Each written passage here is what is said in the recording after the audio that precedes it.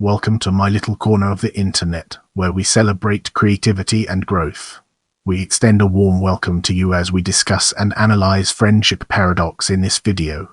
Thumb up right a diagram of a social network of 7-8-year-old children, mapped by asking each child to indicate to others they would like to sit next to in class.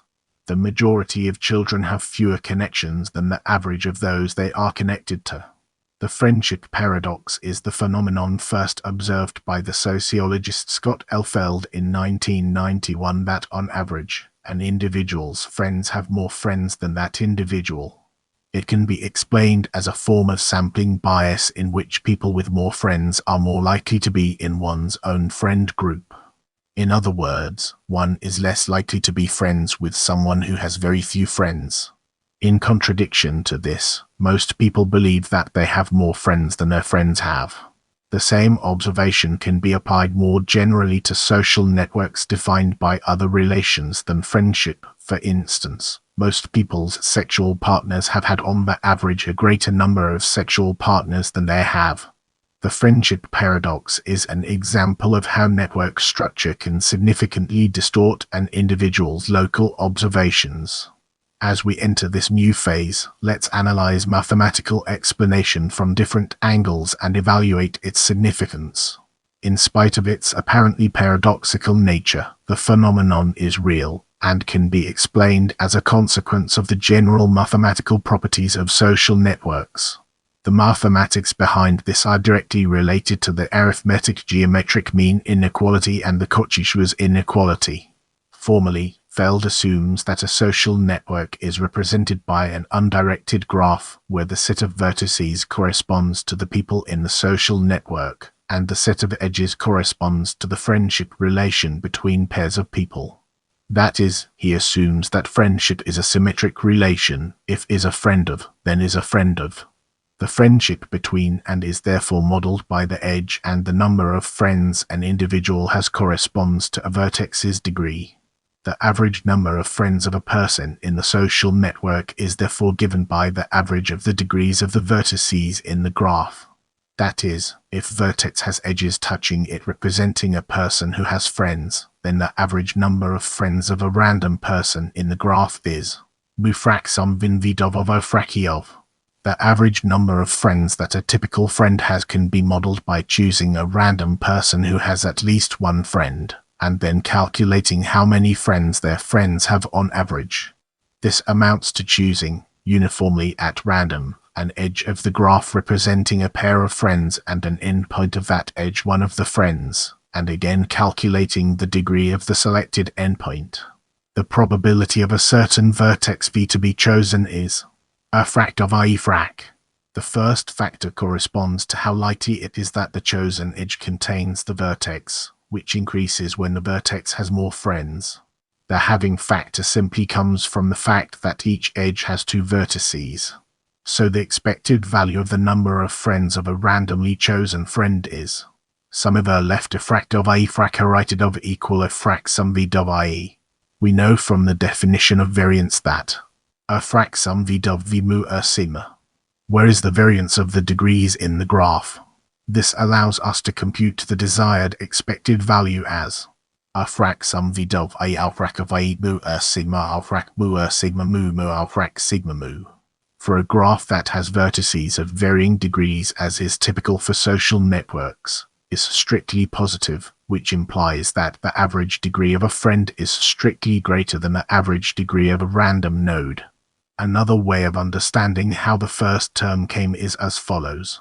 For each friendship, a node mentions that is a friend and has friends. There are such friends who mention this. Hence the square of term. We add this for all such friendships in the network from both the S and S perspective, which gives the numerator.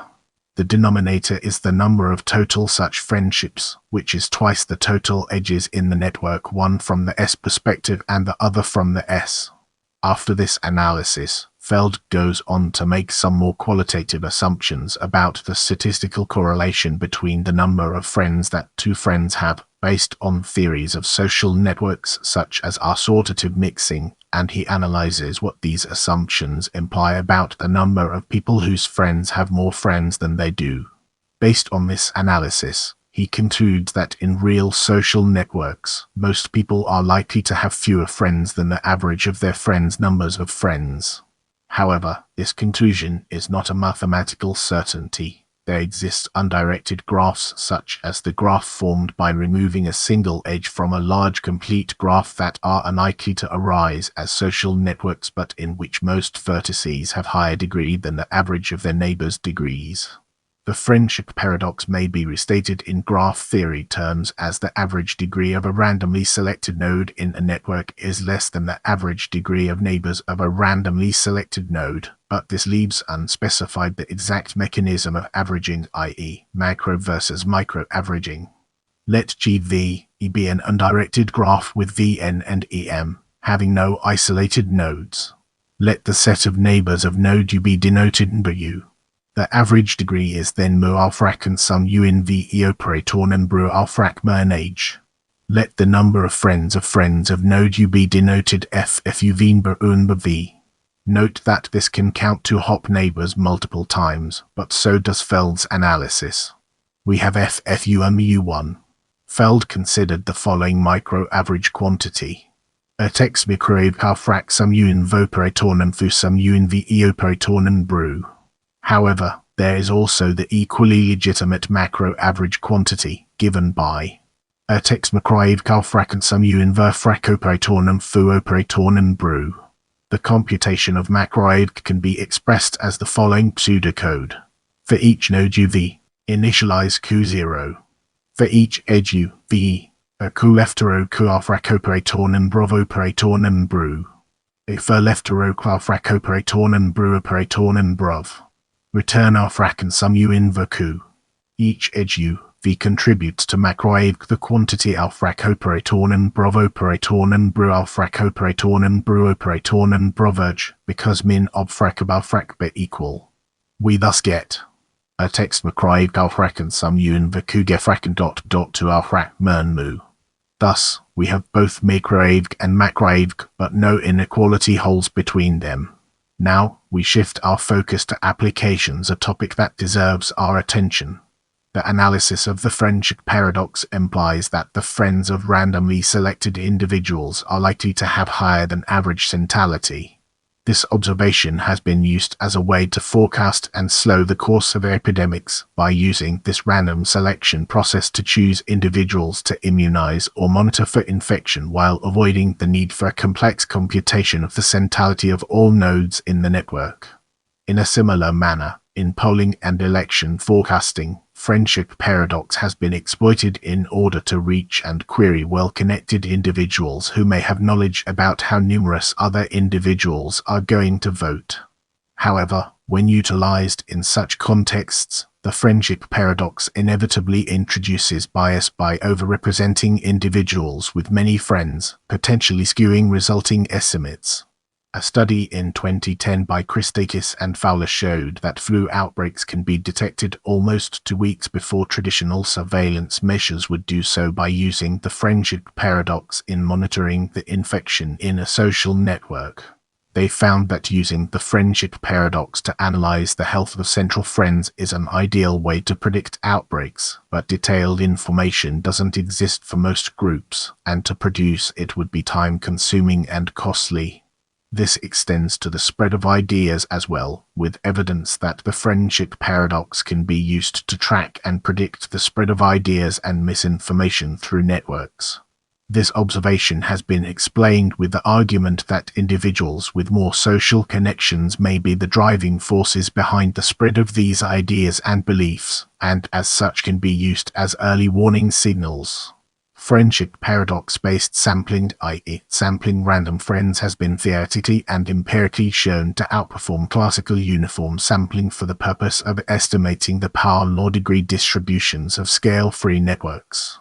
This is because sampling the network uniformly will not collect enough samples from a characteristic heady tail part of the power law degree distribution to properly estimate it. However, sampling random friends incorporates more nodes from the tail of the degree distribution, i.e., more high-degree nodes into the sample. Hence, friendship paradox-based sampling captures the characteristic-heavy tail of a power law-degree distribution more accurately and reduces the bias and variance of the estimation. The generalized friendship paradox states that the friendship paradox applies to other characteristics as well. For example, one's co-authors are on average likely to be more prominent, with more publications, more citations, and more collaborators, or one's followers on Twitter have more followers. The same effect has also been demonstrated for subjective well-being by Bolin et al. 2017, who used a large-scale Twitter network and longitudinal data on subjective well-being for each individual in the network to demonstrate that both a friendship and a happiness paradox can occur in online social networks. I love hearing from you, so leave your thoughts and suggestions in the comments.